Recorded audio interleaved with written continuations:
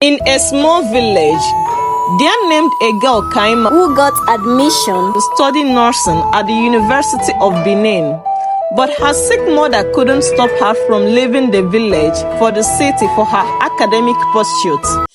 Kaima is her only child. She lost her husband a year ago and has been doing all kinds of menial jobs for people and as well saving for Kaima's education. Kaima is a pretty girl who loves to study a lot. She is a bright kid who just got full paid scholarship to the university, sponsored by a non-governmental organization after she got a high score in her JAMB examination. She ran from the village town located at the village square with a very light A4 scholarship congratulation letter in her right hand to their house, screaming, "Mama, Mama, the Lord has done it oh." Her mother, on hearing her daughter's voice, ran out of the mud house to see her daughter basking in joy and laughter. She asked her, "Nnem, why are you running like a stubborn he-goat being chased by the owner?" Kaima stopped in front of her mother, supporting herself on the mud pillar at the center of the house because she needed to catch her breath. "Kaima, why are you breathing so hard? And what with this sudden excitement?" Kaima's mother asked her. Kaima handed her mother the white paper. Her mother, glancing through the paper, turned to her and said, "My child, just tell me what it is. You know your old mother can't read or write." "Mama, you don't need to worry about the money to pay for my school fees anymore." "Why?" her mother asked. "I got the scholarship," Kaima said in a loud voice. Alaina, Kaima's mother, moved speedily towards her daughter and hugged her. Uncontrollable tears dropped down her chin. Standing in front of their huts, Alaina lifted her eyes in reverence as she said in a shaky voice, "Thank you, Jesus." Throughout the night, Alaina couldn't sleep. She had been awake looking at her daughter who was fast asleep on their old worn-out mats. Alaina received the best news today, but one could tell from her facial expression that the poor old woman is in fear. Kaima is her only child and her companion after she lost her husband to the cold hands of death. Obong died 3 days after vomiting blood on arrival from their kindred meeting. The village Dibia said it was a result of ingested poison. He had administered herbal liquid, but Obong's illness worsened and he died. That was the worst nightmare for Alaina and her daughter. She never believed anyone could have an evil motive towards her husband because he was a good man and a man of the people. Such is life, Alaina sighed as she muttered. The light emitted from the local lamp was so bright that Alaina could see her daughter's face shining.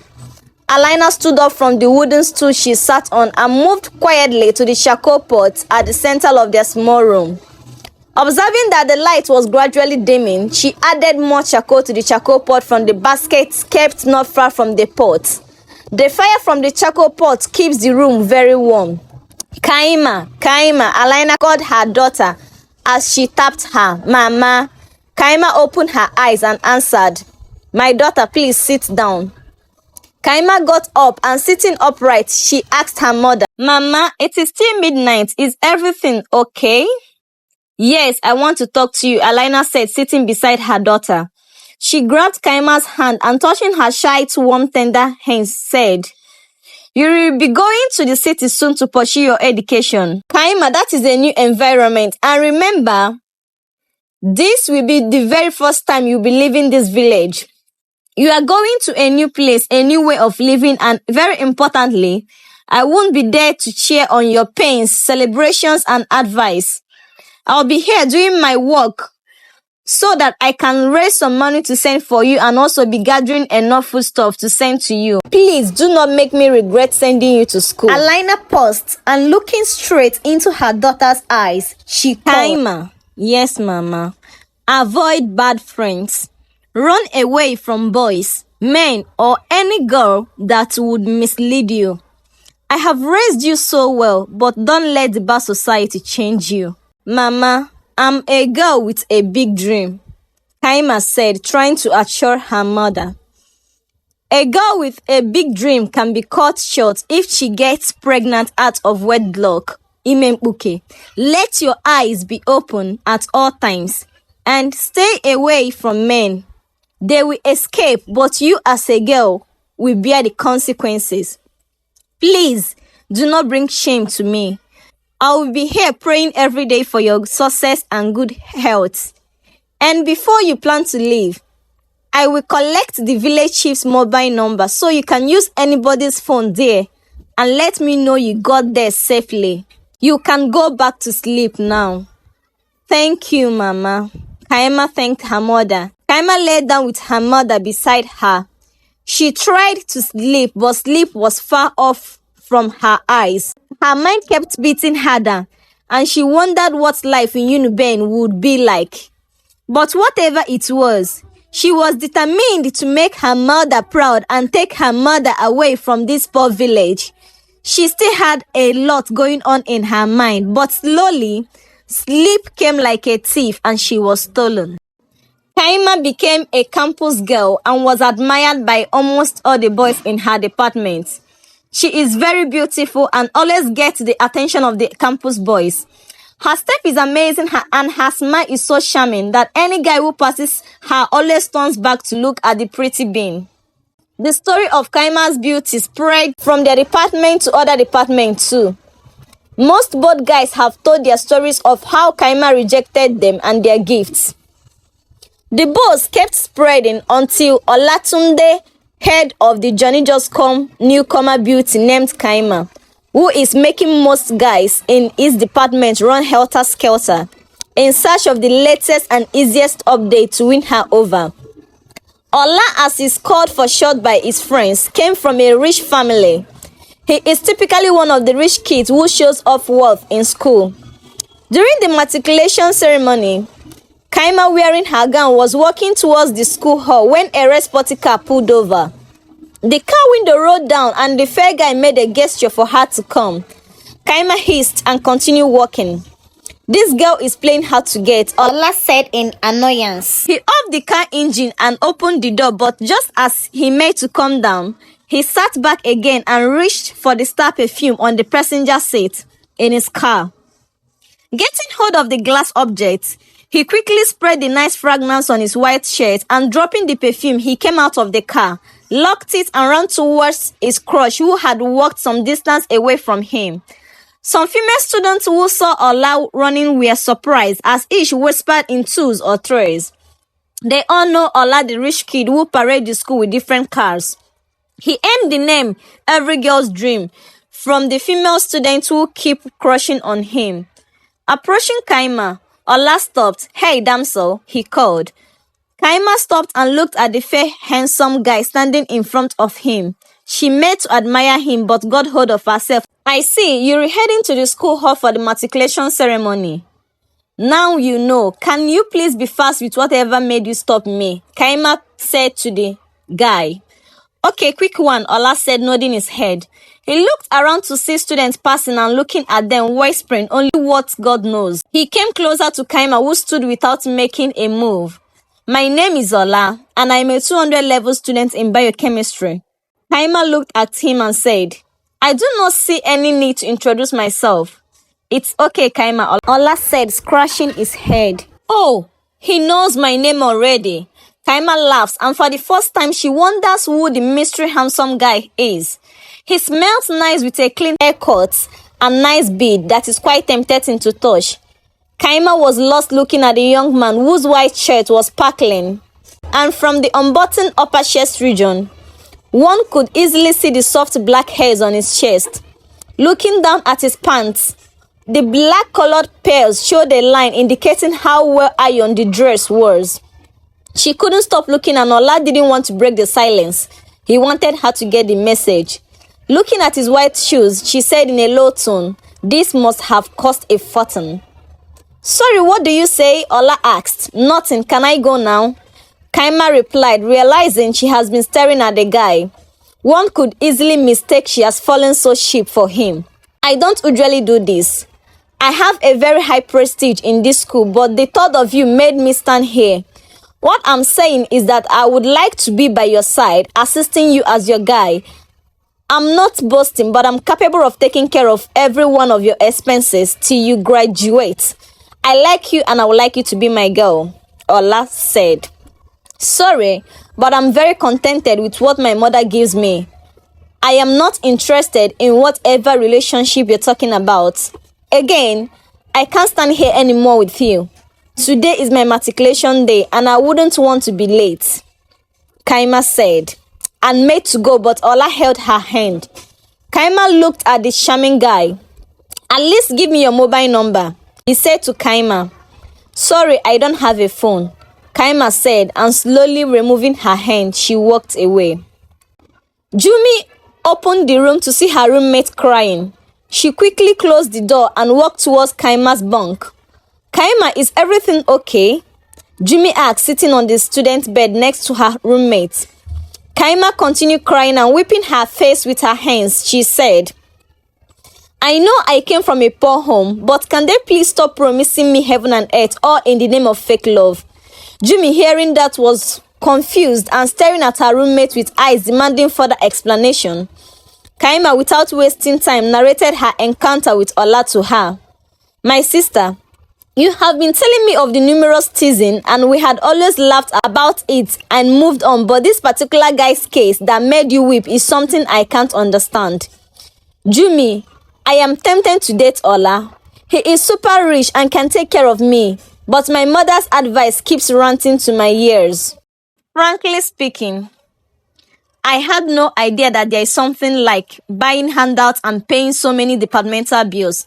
How do I fix all of this and still eat 3 times a day? Kaima cried in pain. If Ola is not in the picture, you will be paying for them. I quite know your mother sent Penny for you. But don't you think Ola is a wrong decision? Jumi said to the heartbroken Kaima. How? He looks responsible and innocent. Kaima, nothing goes for free in this world. Don't doubt this. But Ola, the innocent-looking guy, might use and dump you. Jumi said, and Kaima looked in shock. Yes, girl. There are so many fishes in the water. You're not the only beautiful girl on this campus. You're trending now because you're just new here. And most guys would like to use this opportunity and lure you in. And I don't want you to fall for that. Get him off your mind. You're here to study, forget about him. Erase him immediately, Jumi said, standing up from the bed. She made her way towards their kitchen corner. I want to make noodles so we can eat. I don't feel like eating, Kaima said. It's a lie. You will eat and get ready to study. Your course demands you study hard so you get to maintain your scholarship and not drop halfway. Taking the pot, she rinsed it and opened 2 packs of minimum-sized noodles. Breaking them into the pot, she turned to look at Kaima and said, Girl, you know how to plait hair very well. I suggest you start plaiting girls' hair here in the hostel. Trust me, you can earn and pay for most school expenses. Really?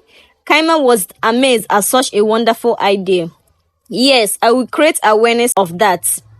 Kaima, hearing that, smiled and left the bed. She hugged Jumi and both continued talking. A knock on the door made them pause, and Jumi walked to the door. She opened it and there stood an average girl with a package in her hand. Sorry, please, is this Kaima's room? The stranger girl asked. Yes, Jumi answered. Hearing her name, Kaima walked to the door. Please, this is for her, the stranger girl said. Are you expecting anything from anybody? Jumi turned, asking Kaima. No, Kaima said, shaking her head in disagreement. Who is this from? Kaima asked the girl. The sender's name is Ola. The delivery girl answered. Okay. Please take it back to him, Kaima said. I don't know what is happening between the sender and the receiver here, but I have been paid to deliver this and you can't spoil my job. I don't do refunds. The girl said and placed the package to Kaima's body, who stretched out her hand and held the package so it won't fall. Hey! Jumi called the girl, but the delivery girl walked away, paying deaf ears to her. This boy must be out of his mind, Kaima said, entering the room. She dropped the package on the reading table and went back to sit on the bed. Jumi entered and locked the door. She went straight to the table and started opening the package. Kaima was less concerned and picked a novel on top of the blue duvet bed cover beside her. And as she opens to read, Jumi shouted, "Sweet Jesus!" Kaima turned and looked at the Android phone in Jumi's hand. Kaima was doubting her sight until Jumi came closer and dropped the phone on her lap. She collected it immediately and both jumped up happily. They were lost in their happy moment until Jumi brought them back to reality. "You need the phone, girl, but you're not dating him," Jumi said. "Yeah, I mean, I didn't ask anybody for anything. A girl brought it to my door, so I will use it," Kaima said. "We will use it," Jumi said immediately, raising her eyebrows. "Yes, we will use it," both girls laughed. "It will be a lot easier to communicate with my mother and do most of my assignments without visiting the crowded cyber cafe," Kaima said. "That boy must be a fool to think you'll be falling for him because of this gift," Jumi said, making faces. "Girls got to be wise," Kaima said, and both laughed. Kaima is drinking Gary from the rubber plate. She is alone in the room soliloquizing and hissing. It's been 2 years already, and school life was not treating her nicely. The 300 level has become so difficult and has financially drained her. She just got back from school but has no food to eat. Jumi, who was providing for most of their feeding, had traveled to Ibadan to spend some time with her family and get more foodstuffs for them. Her mother has long stopped sending money and foodstuffs for her, and the little savings she made from her hairdressing work, she has spent them all on school expenses. Tears were dropping down her cheeks as she scoops the Gary slowly. Her stomach made a strange noise and Kaima let out a cry. "Mama, I am not okay. Chimo, God, please help me." She had just finished speaking on the phone with their village chief who had informed her of her mother's sickness. Kaima became worried and lost appetite. Her stomach made a sound again and she rushed back to the watery bowl of Gary, but just then her phone rings. Grim. Picking the phone, she observed that the contact was not saved. She slid right on the Android phone. "Hello, please, who is this?" "My pretty damsel, it is Ola." The voice spoke from the phone. "Hey, how do you get my contact?" Kaima asked. "That's pretty easy. I bribed one of your classmates," Ola said over the phone. "Ouch!" Kaima shouted slowly as her stomach made another noise. "What is that?" Ola asked over the phone. "Nothing. Please, can we talk later? This is not a good time," Kaima said, ready to hang up the call. "Okay, but I was wondering if we could have a lunch date," Ola said over the phone, praying deeply that the girl would accept his proposal. Kaima didn't answer and Ola continued talking over the phone. "Kaima, it's been more than 2 years since I have been asking you out. I will be graduating soon and yet you don't want to give me a chance. I'm sorry, but this will be the last time I'm trying my luck with you. I can't keep chasing the wind. All these years is a long time for you to scrutinize me and know that I am a good guy. Please don't say no. It's just a lunch date." "Okay, where are you?" Kaima asked him. "I'm in front of your hostel ready to drive you out," he answered. "I'm coming right away." Kaima said. "Okay, see you, babe," Ola said. That was the last words Kaima heard as the 5 minutes and 20-second call ended. Dropping the phone on the bed, she breathed hard and looked angrily at the bowl of Gary. She pushed it gently away from her. Standing up, she moved towards the wardrobe, reaching where she hung her handbag. She removed the bag and went back to the bed, and picking up her phone, she left the room. On the early Monday morning, Jumi couldn't stop looking at Kaima, who just come back from spending the weekend at Ola's place and looked terrible with a swollen eye and visible bruises all over. Without being told, she knew that Ola must have beaten her mercilessly again. She was sitting quiet, looking at Kaima unpacking the numerous expensive gifts and groceries she always comes home with. Girl, this is the third time you're retreating infection since you started meeting Ola. Is this not a red flag? Leave this boy, Kaima. Jumi shouted at Kaima as she brought out some antibiotics. Jumi, it is not easy. He has been taking care of me. My life has changed since I became his girl. I now have enough money to pay off my debts and school levy. I buy foodstuff and look good too. Kaima tried to explain. Save your explanation, Kaima. You and I know that you are trading your life on the line. Tell me, countless times he has beaten you to the point of unconsciousness. Look at your body. Scars everywhere. The once beautiful Kaima has been reduced to a scarred body and on countless antibiotics because of the infection the wayward boy is easily giving you. Jumi said in anger. Jumi, he has promised to change. After the last beating, he apologized and bought me gifts. He said he won't lay his hands on me again, and I have warned him of his infidelity, and he said he will turn a new leaf. Which kind of wicked man beats a woman and takes her shopping to cover for his crimes and violence? Jumi asked. But after the beating, he buys expensive gifts for me, sent me a good weekly allowance, and let me know how much he loves me, Kaima answered. I don't want to hear any of this flimsy nonsense he has fed your head with. All I am telling you is to quit this toxic relationship. Any man that beats a woman while they're cutting will still do so if they end up marrying each other. Kaima said, my sister, sincerely, I'm tired too. All this emotional stress from Ola is already affecting my school grade. I just thank God that I am undergoing my industrial training this semester, because if it is a normal semester, they would have dropped me, Kaima cried. Clean those tears. It's not the time to be crying.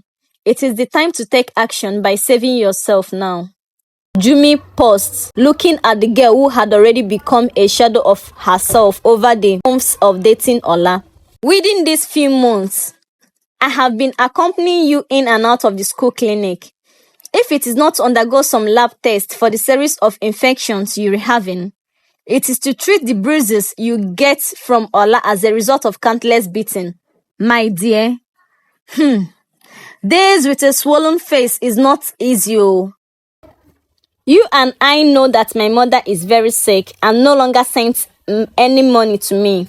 The money I got from plaiting hair is not enough to support me for both my feeding and school expenses. Then I will talk to my father and he will send some money for you, Jumi said, feeling very concerned for her roommate. Kaima, hearing that, smiled. Serious? She asked. Joe, we all know how hard it is to go to school and survive here. Just leave Ola and save yourself. You're worth more than Ruby. Kaima stood from the chair and walked towards Jumi. She knelt down. Jumi, you have been a sister to me. Regular days you have fed me and cared for me. I can't repay you. May God bless you. Amen. Jumi said, helping Kaima to her feet. But just then, Kaima started rubbing her stomach in pain. What is the problem? Kaima, are you okay? Yeah, Kaima tried to talk, but feeling nauseous, she ran to the convenience room, vomiting. Jumi followed her immediately, rubbing her back, and left to fetch water for her. Please, let's go to the school clinic. You look very sick, Jumi said, handing her the cup of water. Yes, thank you, Kaima said, just after washing her mouth. Jumi assisted her and they left for the school clinic. At the hospital, the doctor looked at the girls and asked Kaima, are you married? No, doctor, she answered. How do you plan to continue your education with your child? The doctor asked. Jumi and Kaima looked each other in the eye and Jumi summoned up courage and asked the doctor, how many months is she gone? The patient with the name Kaima is 2 months pregnant. The male doctor said, handing Jumi the lab results. Oh no, Kaima cried. Bad timing, Jumi said, glancing at the lab results. She stood up confident and took Kaima by the hand. Thank you, doctor. She will continue going to school until she gives birth. All right, the doctor said. Both women left the office and walked slowly out of the school clinic. Bad timing, and the worst is that you won't be allowed to stay in this hostel anymore. The hostel governors will come to find you in no distant time. If you must be pregnant, you will be living off campus. Jumi, we didn't see this coming. I was to quit this toxic relationship, but you're going to be a mother now. Then what do? Kaima asked in fear. You've got to live with the Yoruba demon after all. No, please, don't tell me that. I am feeling so scared right now. You've got to wake up to the reality. He has the money to take care of you and your child. But please, do not hesitate to call me anytime there is a misunderstanding or whenever he beats you. Sure, but he wouldn't dare hit me during this pregnancy time. I pray so. Just like you always say, Allah will change. I pray he becomes a better man. You're going to be staying in a presidential lodge though. This still seems like a dream, Kaima said. Please, let's walk back so I can help you pack. You sound like you're eager to send me away, Kaima cried. Hey, my baby, don't worry. I will always visit you. Jimmy was interrupted by Kaima's phone, which rang aloud. Lover girl, he is calling you, Jimmy said, laughing. Mumu, leave me alone, oh. Kaima said, and slid right on the Android to answer her man's call. I am pregnant and I keep having bacterial infections. Why won't you keep your infidelity legs in one place, Ola? Kaima shouted at her boyfriend. So I should just be tied to only one woman in my life. I shouldn't test other soups too. Woman, leave me alone, Ola shouted back at Kaima. Kaima walked slowly with her 7-month pregnancy to the living room. Ola was watching her from the soft couch he sits.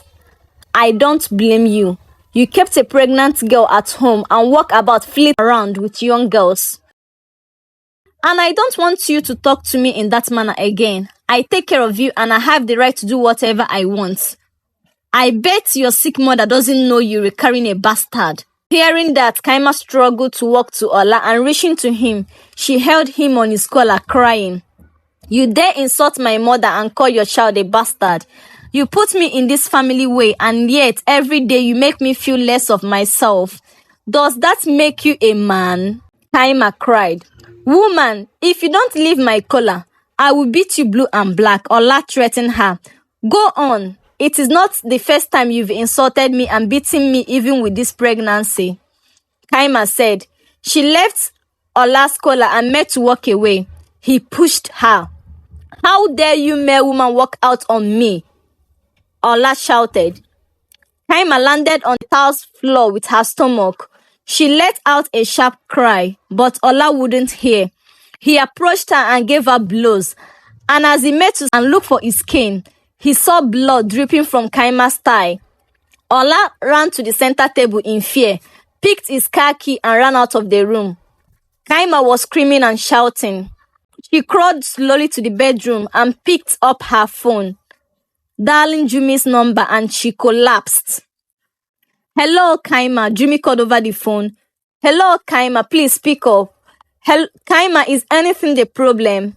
Kaima, Jumi's voice was heard calling Kaima, but there was no response. 15 minutes later, Jumi opened the door and rushed towards Kaima lying in her blood. The room was very cold and she called her, but Kaima was not answering. Jesus! Jumi ran out of the room and called the boat driver she came with. They both entered the room and Jumi picked up Kaima's phone, which was dropped next to Kaima's head. Who is this lady, please? The boat driver asked. Please, no time for questions. She is my friend. Please help me take her to your car so we can drive down to the nearest hospital, Jumi said. The boat driver assisted Jumi in carrying Kaima and taking her to the general hospital. At the hospital, Jumi was restless, walking around the reception room and deeply praying for her friend. A doctor walked into the reception and made to go back again. Jumi rushed towards him. Please, doctor, how is she doing? She will be fine. But why would someone beat a pregnant woman? This is strange, the doctor said and walked back inside. Jumi's lips and hands were shaking, but she tried to be calm, hearing that Kaima was fine. Minutes later, the doctor called her inside and she entered the ward where Kaima was lying. I'm sorry, Kaima, I was not there on time. I confronted him on the infidelity issue, and he called my child a bastard and insulted me. I was feeling bad, and then he pushed me and beat me, causing me to bleed. Kaima explained to Jumi. I'm so sorry. You will be fine. And I promise when this is all over, you won't be there again. I will call my father and he will rent a house for you, okay? Jumi said, rubbing Kaima's hand. Jumi, yes. Thank you for being a kind sister.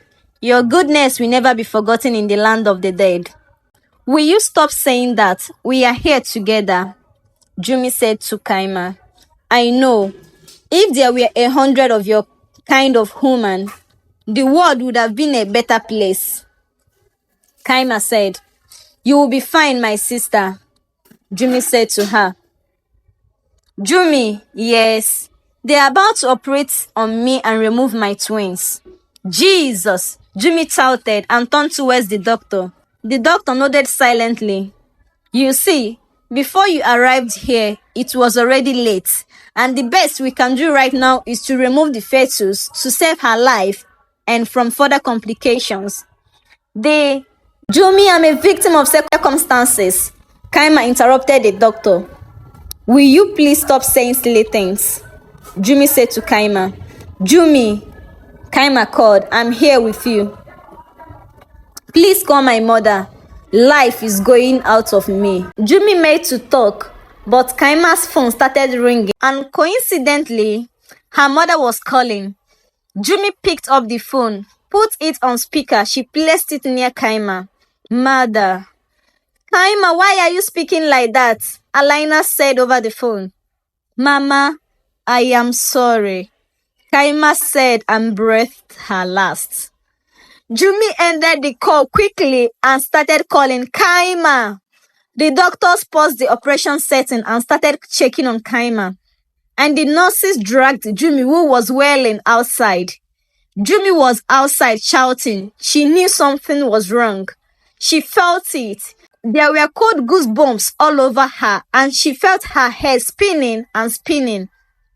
Jumi fell to the ground, and just then, the doctor came. We believe we are the relation here, and at 12:29 p.m. Tuesday 2024, we declared Kaima Obong dead. Take heart, and please, she will be moved to the mortuary section, the senior gray-haired doctor said and walked back to the ward. Jumi knew she didn't hear him well. Did the man just speak Chinese, French, or German? Or is that Igbo language?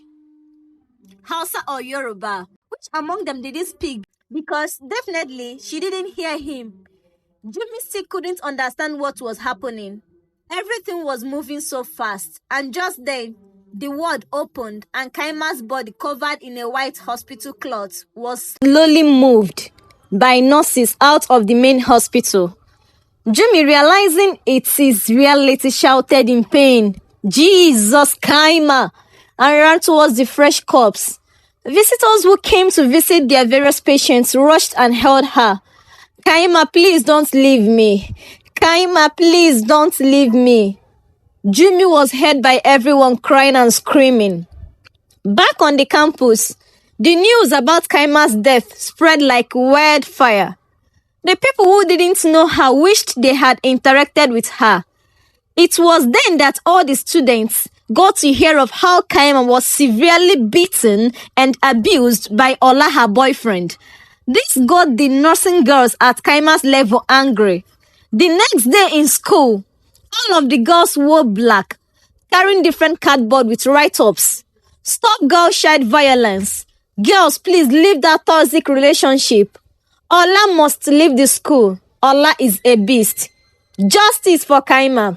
They queued in pairs, carrying their cardboard and walking around the school. This got the attention of the vice chancellor. The whole school was sad about the sad death of the brilliant Kaima. The next day in school, the school panel released an immediate letter of withdrawal of Olatunde Ete from school.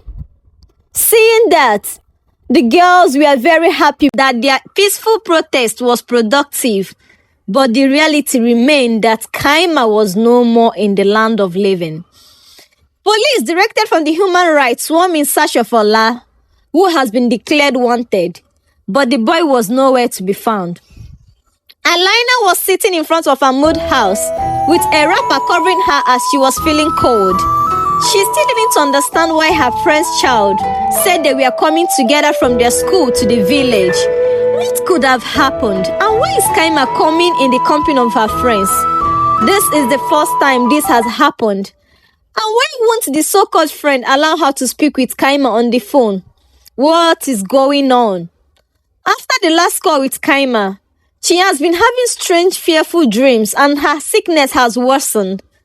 Alaina was still in deep thinking when she looked up to see many girls on black entering her compound, with an ambulance car making a strange sound she didn't understand.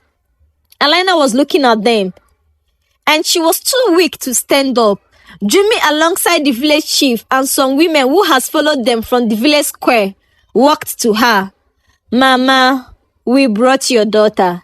Alaina quickly got up, threw away the wrapper, and walked towards the girls wearing black, saying, "You brought my daughter. Where is she? Where is she? Where is she?" Alaina was asking weakly, looking for her daughter. She went back to the village chief, holding him and asking him, "Please, you followed them all the way here.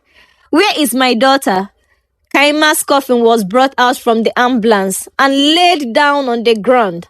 Alaina was crying with the village women trying to hold her. They opened the coffin, but Alaina could not recognize her daughter. "This is not my daughter. There is a misplacement somewhere. This is a pregnant, unrecognized corpse. It is not my daughter," Alaina shouted. Kaima's classmates were all weeping. Alaina kept quiet, looking at them in confusion. "Please, why is there a pregnant, unrecognized corpse in my compound? And why my Kaima not crying with you girls? Where is my child I sent to school?" The old woman asked weakly. What did you learn from this very short story? Please comment down and also tell me your corrections so that in my next story, I will take corrections while writing. And don't forget to click that subscribe button so that you can get notifications whenever I upload a new video. I love you all and shout out to every writer out there.